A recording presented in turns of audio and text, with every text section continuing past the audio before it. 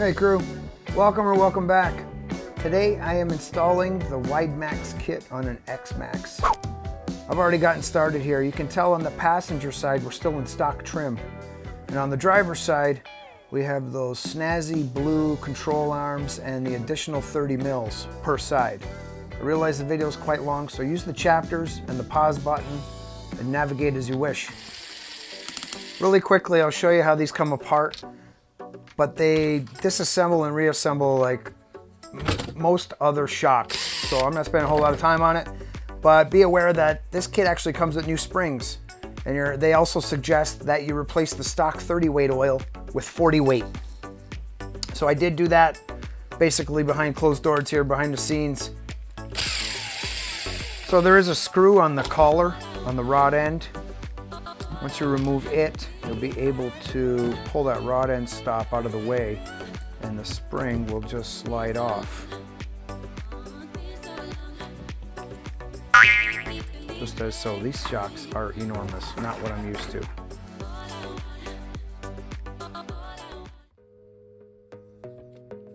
Here we go, let's get started here. So be aware there's several cap screws and hinge pins to this kit. That I will be saying those words often. But I like to, and there's a cap on the upper control arm, very important, and there isn't one on the lower control arm, but I will bring this to your attention as we proceed. Here's this little access way to remove the screw to your steering link. Pretty cool. So I like to remove the whole assembly from the truck, basically replace the parts on the table and then reinstall. Be aware here there's where you removed your hinge pin from. That's an adjustability point. I just chose to install in the same spot that they came out. So we're 3 screws, or 2 hinge pins and a screw rather, and this whole assembly removes from the truck really easily. I'll put the link below. I get a lot of comments on this cute little pry tool that I have here, but a flat blade screwdriver I'm sure would do the trick also. This C-clip will fly across the room if you don't contain it with your finger or somehow with your hand. Remove the hex, it's splined, you can't mess it up. And now at this point the axle and the drive shaft will simply slide out the back of the carrier. Be aware, there are 2 bearings inside there, so they could come off with the axle or they may reside inside just like mine did. I have to put down a little covering here and my kids get mad I mess up their Lego table. So the wrist pin slips out, and then there's also another one within the drive shaft itself. At this point should clean some of these parts. I found a lot of sludge and grit, etc. That's about it. Reinstall the 2 wrist pins and the new drive shaft is now connected. That wrist pin is contained with the bearing. Once it's outside, the inner race actually holds that in place. So we have several cap screws. So if you're looking at this assembly this way, all the hinge pins install from the front. So basically what I found is that any cap screws that are holding in hinge pins on the back side of the control arms, fully screw them in because you'll want to, it's much easier to screw them in now, like I am doing so, than when the assembly is on the truck. I'll bring this to your attention in the future again. But I found if you're trying to unscrew the cap screws on the back side of the control arms while it's still in the truck, it's kind of a pain in the butt. So this is the hinge pin for the bottom of the shock. And my approach typically is trying to keep everything as simple, stupid as possible. I know that I'm putting it back into the new control arm without a shock, but this way I don't lose it, no confusion. Do whatever you like. Again, this is on the back side, so I will screw that in completely. This little tip I found made the rest of the job really easy. It is an easy job, it's a little less tedious, I guess you could say. Once again, another hinge pin, pull it out. Doesn't get too far from me. Once again, I'm going to reassemble right away.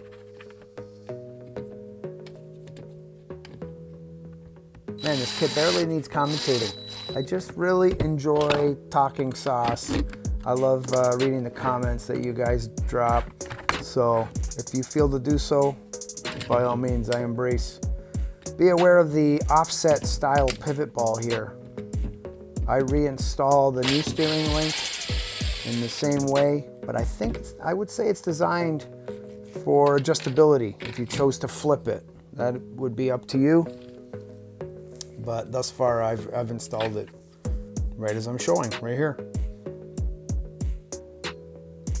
I'm looking forward to driving this truck, guys. Oh my gosh. I gotta think that typically a widen stance for bashing. Oh, here I'm just showing, you wanna ensure we have no binding. Everything's free falling. That is always ideal.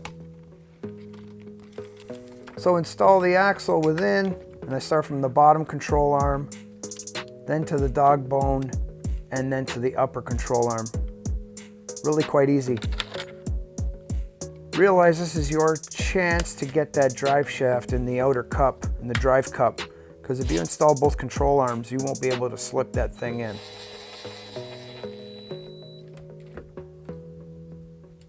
What a nice kit.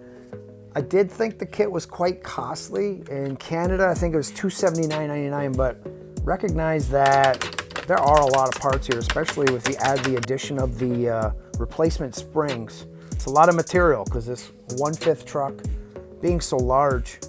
Upper control arm takes the cap, not on the bottom side, mind you, and utilize the same hole that you removed that from, the upper control arm. Here's the steering link. And this front end is coming close to being complete already. Try to draw your attention here. I realize that all these parts everything kind of gets lost together.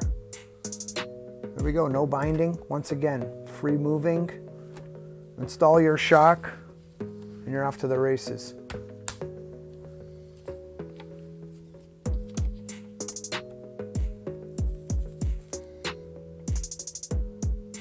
Whammo. All right, let's move to the rear. For what it's worth, I just decided to remove the bumper and the wheelie bar altogether. I think we're talking 4 screws here. Just get them out of the way. They were a bit tedious. We got lucky on the front end that the bumper was not in the way at all. So once again, the cap is on the top side, and be aware of the 2 holes. So we're coming out of the bottom side with this hinge pin, and we will reinstall in the same spot. I found in the rear the real gritty. You can see how dirty the hinge pins are here, so I use a little brake cleaner, a little scouring pad, and give them a little cleaning.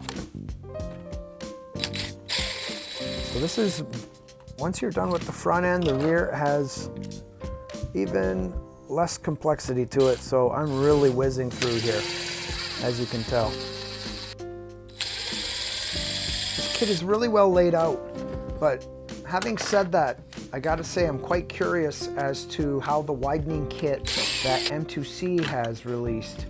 It's a totally different approach. It's stock arms, and essentially they've machined this much longer axle that you replace the stub axles with, therefore offsets the whole front end. Again, totally different approach, but I'm really curious as to how it works. If anybody watching this has any experience with that M2C kit at all, like drop a comment below. I'm really curious to hear if anybody's actually liking it. I'll be honest, I haven't watched any videos on it. Also, I'm very curious on the price point. I know that M2C makes beautiful parts, probably not cheap, but I'm sure the quality is second to none. So I'll tell you, I love wrenching on this X-Maxx. This truck does not belong to me. I have been bashing it for a couple weeks, and I will be making a video post-installation of today's kit. I'm looking forward to driving it, absolutely. I drove it for a couple weeks to get familiar, so that way I can actually have an opinion after the fact. I feel like I've spent enough batteries to have a pretty good feel on the X-Maxx, and I would purchase one for sure if I could get the cheddar to do so, and if my wife will let me do that as well. Here we go, we're getting closer, guys. We're slipping in the hinge pin. cap screws to hold them in place. Again, this is your only opportunity to put the dog bone in, and be aware of your positioning on the upper control arm. This is a beautiful kit. I did find some of the plastic a little tight, hence the hammering with the pliers. This is the tail end of the install. I don't have much else to say, except it's been a pure pleasure. Finished product. This thing looks killer. I think it's safe to say if you don't like the looks of this thing, we can't be pals. On top of that, let's hope there's some function behind it as well. If you love how-to videos much like this, whether Traxxas or Arrma, please watch the next video. Appreciate everybody stopping by. Peace.